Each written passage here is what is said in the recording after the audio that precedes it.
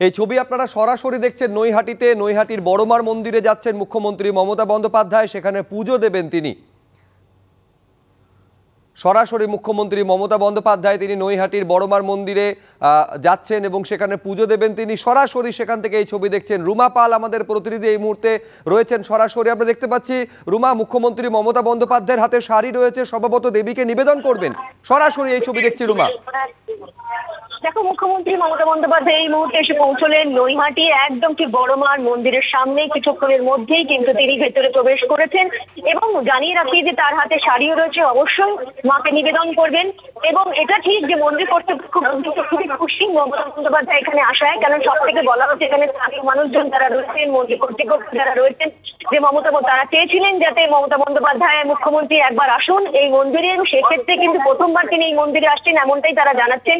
অন্যদিকে জানিয়ে রাখি, যখন এই মন্দিরের 100 বছর পূর্তি উপলক্ষে কিন্তু তখন অভিষেক বন্দ্যোপাধ্যায় এসেছিলেন এবং এবার এলেন মমতা বন্দ্যোপাধ্যায়। তবে সব থেকে বড় কথা হচ্ছে শনিবারই কিন্তু উপনির্বাচনের ফলাফল বেরিয়েছে এবং তার মধ্যে নৈহাটি, এবং সেখানে কিন্তু নৈহাটির যিনি সদ্য বিজয়ী যিনি তৃণমূলের প্রার্থী, তিনি কিন্তু প্রায় 49,000-এরও বেশি কিছু ভোটে তিনি লিড দিয়েছেন। সেক্ষেত্রে কিন্তু একদম নৈহাটিতে তিনি এসছেন এবং 6টি বিধানসভা উপনির্বাচন হয়েছিল, তার মধ্যে কিন্তু একটি হচ্ছে নৈহাটি।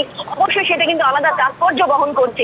এবং দেখো, মমতা বন্দ্যোপাধ্যায় কিন্তু যেদিনকে উপনির্বাচনের ফলাফল বেরোবে তারপরেই কিন্তু পরবর্তী তার যে পদক্ষেপ, তার যে কর্মসূচি নিয়ে তিনি কিন্তু আলোচনায় বসেছেন এবং সোমবারই সেই আমরা দেখেছি সেই বৈঠক হয়েছে। এবং সেক্ষেত্রে তিনি এই যে 2024 সালে একদম শেষের দিকে যে উপনির্বাচন, তারপরে 2025 এবং তারপর অবশ্যই 2026-এর দিকে তার নজর।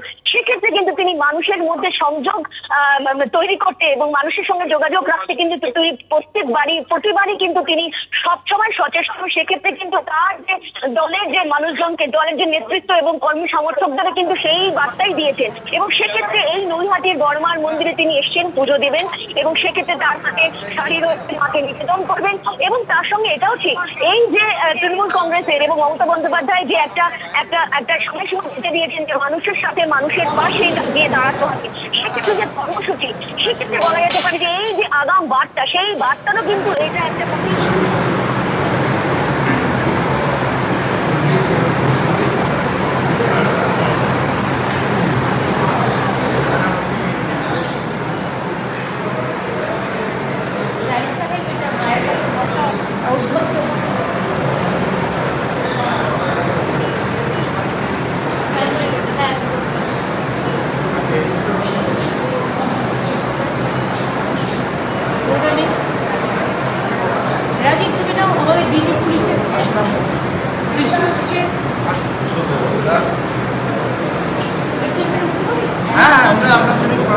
সবার জন্য চলে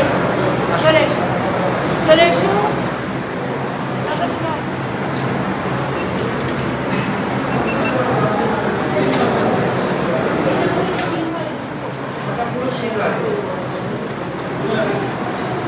আসলে কালী পুজোর সময় আমার বাড়িতে তো কালী পুজো, আমাদের প্রায় 48 বছর